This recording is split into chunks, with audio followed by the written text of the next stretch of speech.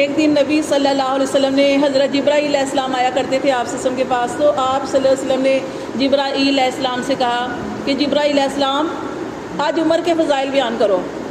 تو جبرائیل علیہ السلام نے کہا کہ اللہ کے رسول، اگر میں اتنی دیر کہ جتنی دیر نوح علیہ السلام کی عمر تھی اتنی دیر آپ کی خدمت میں بیٹھا رہوں اور میں حضرت عمر کے فضائل بیان کرتا رہوں تو ان کے فضائل ختم نہیں آنے۔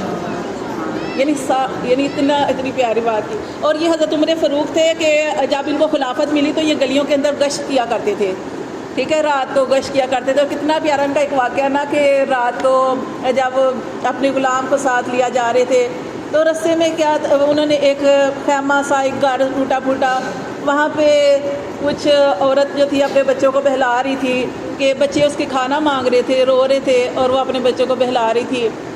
اور اس نے نا بچوں کو بہلانے کے لیے کہ ہنڈیا کے اندر کچھ بھی نہیں تھا، پانی ڈال کے تو ایسے چڑھا دیا ہوا تھا کہ بچے جیسے ہی کہیں گے کہ کھانا دو تو میں کہوں گی پک رہا ہے، تو ایسے وہ اپنے بچوں کو نا کہ تاکہ بچے جو ہے وہ سو جائیں۔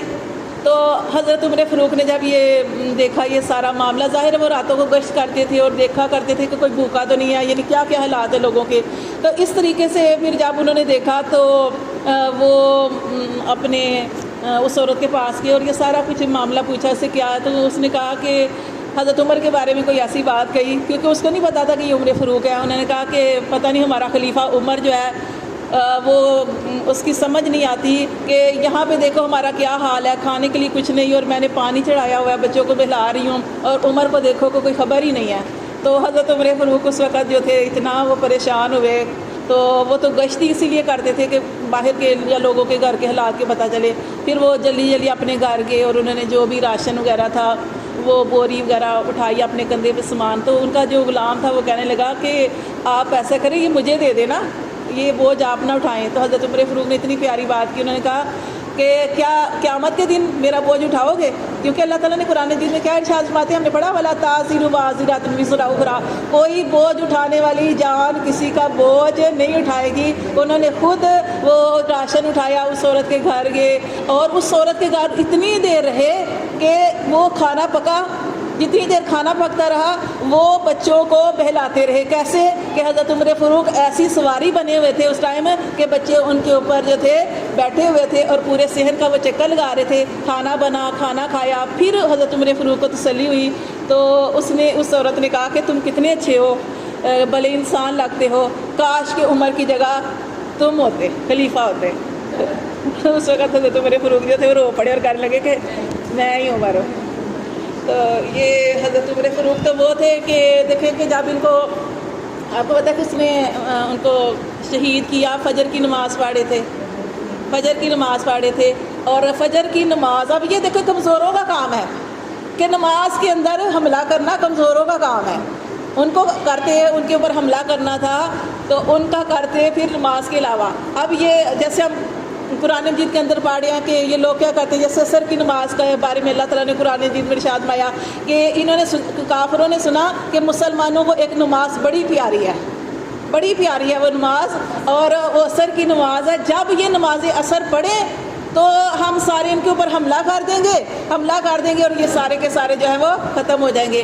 اللہ تعالیٰ نے پھر وہ حکم نازل کر دیا کہ 2 گروہ بنائے جائیں۔ پھر وہ آپ نے نماز پڑھائی تھی، جیسے ہم سبق کے اندر پڑھے تھے کہ آپ نے پھر بنا دیا تھا کہ ایک جماعت جو ہے وہ نماز پڑھے گی۔ اللہ نے بذریعہ وہی نبی صلی اللہ علیہ وسلم کو خبر دے دی کہ ایک جماعت 2 گروہ بنا دی جائیں، ایک جماعت نماز پڑھے، دوسری جو ہے حفاظت کرے۔ ایسے اللہ نے حفاظت کرے، نماز معاف نہیں ہے۔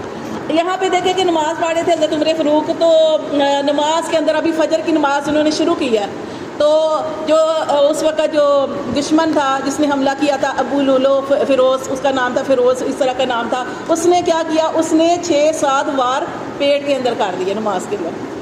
اب حضرت عمر فاروق جو تھے وہ نیچے گر گئے، ظاہر ہے پیٹ کے اندر 5-6 وار ہوئے ہیں، وہ نیچے گر گئے۔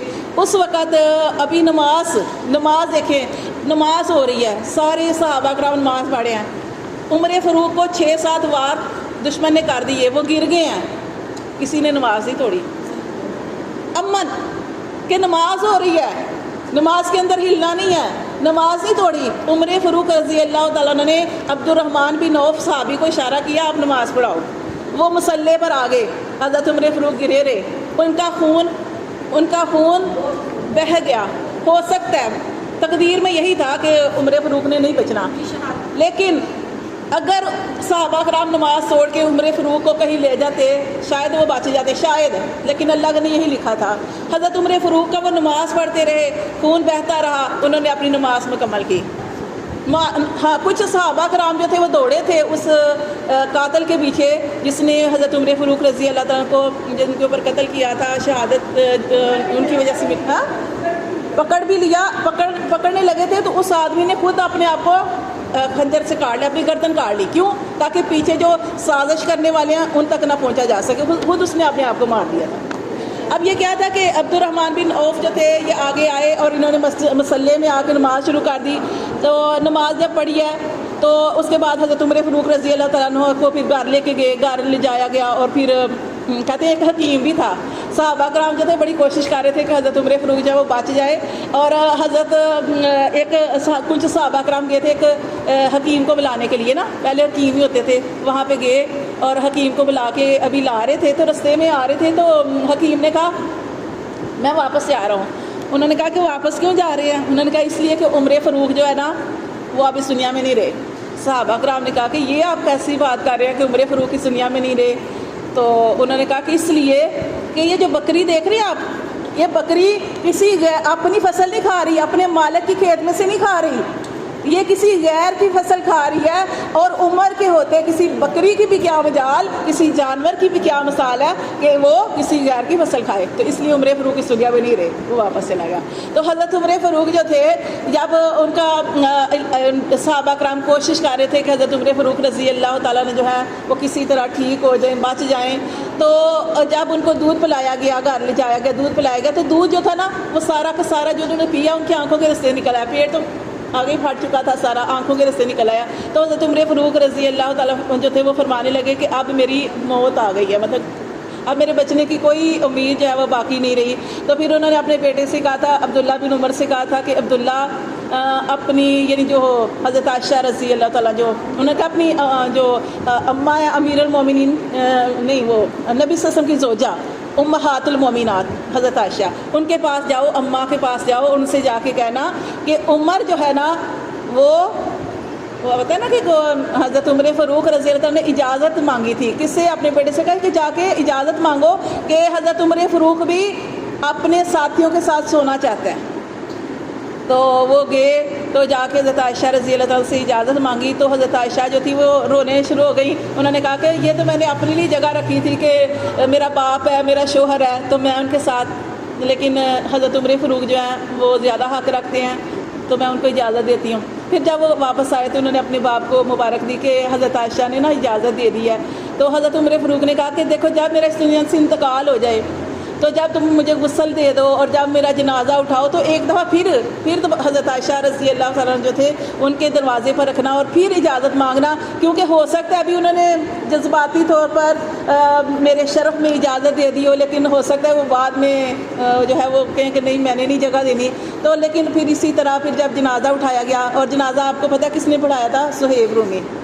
وہ وصیت کر کے گئے تھے کہ میرا جنازہ صہیب رومی جو ہے وہ پڑھائے. جب جنازہ پڑھایا گیا، جب جنازہ اٹھایا گیا اور جب حضرت اماں عائشہ رضی اللہ تعالیٰ عنہ ان کے دروازے پہ رکھا گیا تو انہوں نے کہا کہ پھر ان کے بیٹے نے جا کے اجازت مانگی کہ عمر بن خطاب، انہوں نے کہا تھا میرا اور کوئی مجھے کچھ نہیں کہنا، بس عمر بن خطاب کہنا. عمر بن خطاب جو ہے وہ آپ کی باہر حاضر ہے تو اندر آنے کی اجازت چاہتے ہیں. تو پھر حضرت عائشہ رضی اللہ تعالیٰ جو تھی وہ حجرے سے نکل آئی تھی اور وہاں پہ حضرت عمر فاروق رضی اللہ تعالیٰ کو دفن کیا گیا تھا. کیونکہ وہ کہتے ہیں نا کہ حضرت علی رضی اللہ تعالیٰ فرماتے ہیں، اور اسی طرح بہت سارے صحابہ کرام ہیں وہ فرماتے ہیں کہ کہتے ہیں کہ نبی صلی اللہ علیہ وسلم کو ہم نے اکثر سنا کہ میں گیا میرے ساتھ ابو بکر تھے اور عمر تھا، میں آیا میرے ساتھ ابو بکر تھے اور عمر تھا. یعنی میں نے اتنی دفعہ، اور حضرت علی رضی اللہ تعالیٰ نے جو نا رو رہے تھے جب ان کو دفنایا گیا نا اس جگہ پہ، تو حضرت علی رضی اللہ تعالیٰ بہت رو رہے تھے اور وہ کہہ رہے تھے کہ عمر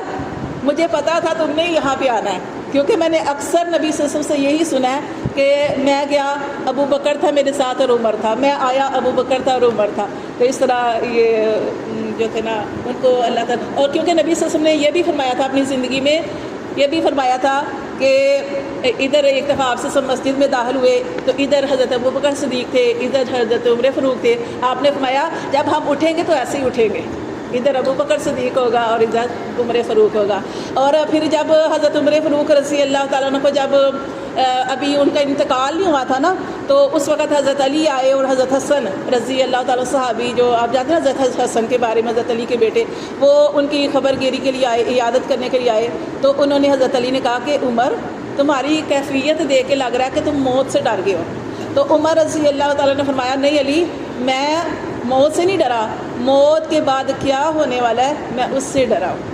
میں اس سے ڈر رہا ہوں کہ موت کے بعد کیا ہوگا. حالانکہ آپ جانتے ہیں کہ حضرت عمر فاروق تھے، وہ تھے کہ عشرہ مبشرہ میں سے تھے، کہ نبی صلی اللہ علیہ وسلم نے اپنی زندگی میں خوشخبری سنا دی تھی کہ یہ صحابی جنتی، یہ بھی جنتی، یہ بھی جنتی. اور حضرت عمر فاروق ان میں سے سرفرست تھے، ٹھیک ہے، ان کا بھی نام آتا تھا. لیکن اس کے باوجود وہ ڈر رہا کہ موت کے بعد کیا ہوگا. اور ایک دفعہ آپ صلی اللہ علیہ وسلم آپ نے فرمایا کہ آج میں نے خواب دیکھی کہ میں نے خواب میں دیکھا کہ ایک بڑا ہی پیارا محل ہے، زمرد کا، چاندی کا، یاقوت کا بنا ہوا، موتیوں سے بنا ہوا، اتنا پیارا محل، اتنا پیارا محل.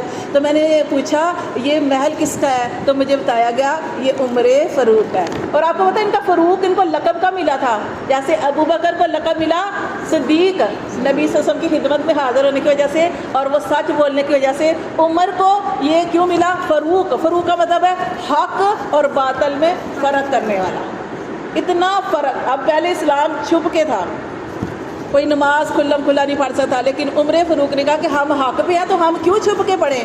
یعنی ان کی وجہ سے اسلام کو، یعنی کہ اسلام اور کفر کے درمیان جو فرق ہوا تو ان کا نام عمر فاروق پڑ گیا. تو یہ صحابی ایسے صحابی تھے کہ ان کی وجہ سے اسلام کو بہت زیادہ بلندی ملی. تو اس لیے جیسے امام حسین رضی اللہ تعالیٰ عنہ کی شہادت کا ہم ذکر کرتے ہیں، تو ایسے ہی کیونکہ آج یکم محرم ہے تو یہ ان کا یوم شہادت ہے، تو ان کا بھی ضرور ذکر کرنا چاہیے. جیسے کہ میں نے ابھی آپ کو بتایا کہ نبی صلی اللہ علیہ وسلم نے فرمایا کہ میرے بعد اگر کوئی نبی ہوتا تو عمر ہوتا. عمر اتنا زیادہ جو تھے نبی صلی اللہ علیہ وسلم کے.